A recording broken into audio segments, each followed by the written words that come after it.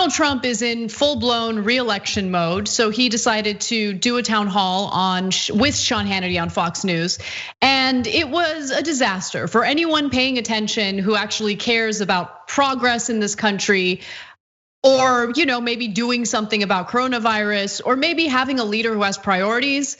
This was not a good look for Donald Trump. Let's start with the first video where he was asked specifically what his priorities would be if he gets reelected. What's at stake in this election as you compare and contrast, and what are your top priority items for a second term? Well, one of the things that will be really great, the word experience is still good. I always say talent is more important than experience. I've always said that.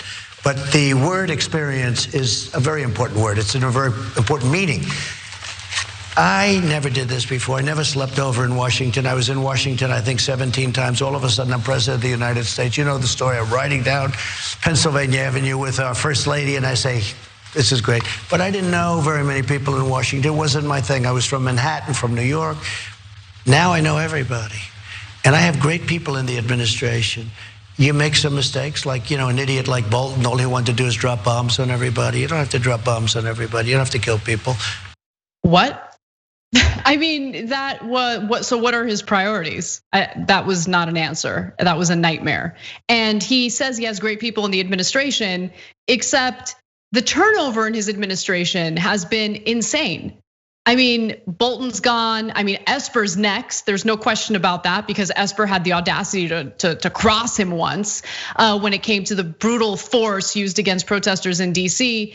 That was a non-answer. When people are dealing with an economy that isn't working for them, a pandemic that's killing their family members, that is not in any way a good answer.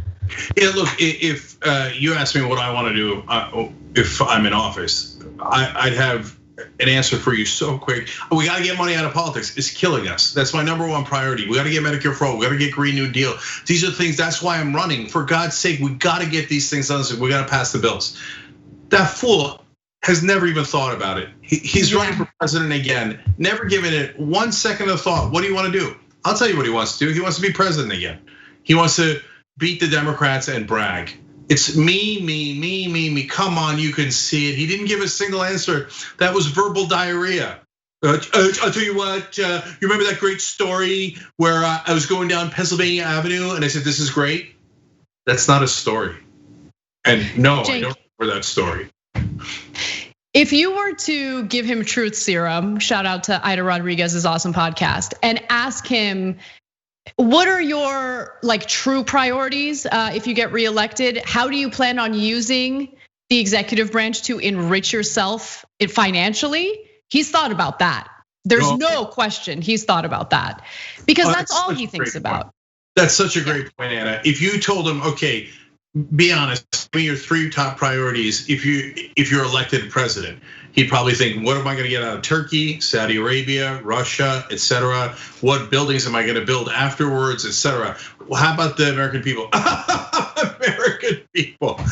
And now whenever I see him, I can't get Sarah Cooper out of my head. If you've seen her on Twitter or TikTok, she does those great impersonations of him. And so now when I'm listening to him, I'm seeing her going, I remember this great story. Well, I was going down Pennsylvania Avenue, and then I said, this is great. And now I know a lot of people. I've always said that talent was the most important, but now I think experience is also important. What is that? What is that? That's I don't know if he ever had any mental acuity to begin with, but whatever he's had, if he ever had any, it's gone, long gone. Well, one of the many things he does not prioritize is doing something about coronavirus. We've obviously seen that firsthand, especially lately. And so he was asked about coronavirus, and here's what he had to say. So we have more cases because we do the greatest testing. If we didn't do testing, we'd have no cases. Other countries, they don't test millions. So up to almost 30 million tests. So when you do 30 million, you're gonna have a kid with the sniffles and they'll say it's coronavirus, whatever you wanna call it. I said the other night, there are so many names to this, I could name 19 names like Corona 19, but I could name 19 names. I gotta say, no.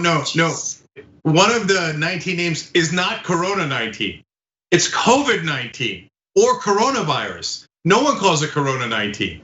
He's such an idiot. He said, and who cares how many names it has? Why is that relevant to the story? It has so many names. And no, but most importantly, you would still have coronavirus if you didn't test anyone. There's, at this point, the latest number I just saw right before, as we're going live, 127,000 dead in America. If you didn't test a single person, those 127,000 would still be dead from coronavirus. What he's saying is, I don't care if they die. I just don't want you to call it coronavirus because I don't want to be blamed for it.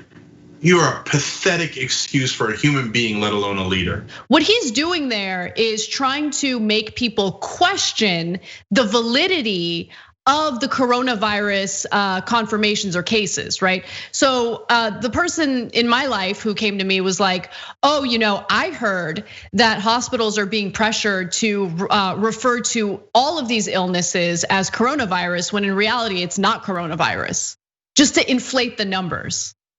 And so that's what he's doing there when he's like, you got a kid and he's got the sniffles and they say coronavirus. No, that's not how it works. People get these giant cotton swabs jammed up their noses and a test is done, an actual COVID-19 test is done to determine whether that individual has COVID-19 or maybe something else, right? But he's spreading this conspiracy theory that the numbers are artificially inflated by conflating whatever illness with coronavirus. Yeah, and the other day he said, COVID-19, nobody knows why it's called that. Yes, we do, it's because it was discovered in 2019. You're a moron. So here he is on Joe Biden. The guy doesn't talk. Nobody hears him. Whenever he does talk, he can't put two sentences together. I don't want to be nice or unnice, okay? But I mean, the man can't speak. And he's going to be your president because some people don't love me maybe. And all I'm doing is doing my job. He's gonna be president? Is that what you just said? He just admitted that he thinks Biden is gonna be president. And then he says, he can't speak, he can't speak. By the way, he's gonna be president. By the way, oops, I can't speak. At best, that was a buffoonish mistake, thereby vitiating your earlier point about Biden not being able to speak. But in reality, it was more likely the only honest thing he said. Biden's gonna be president, and he knows it. I wonder if he's humiliated enough to quit before the race.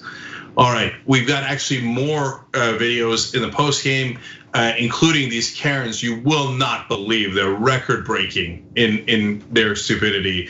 And one more insane clip from Donald Trump. TYT.com/join. Or hit the join button below if you're watching live on YouTube. Thanks for watching the Young Turks, really appreciate it. Another way to show support is through YouTube memberships. You'll get to interact with us more. There's live chat emojis, badges. You've got emojis of me, Anna, John, JR. So those are super fun. But you also get playback of our exclusive member-only shows and specials right after they air. So all of that, all you gotta do is click that join button right underneath the video. Thank you.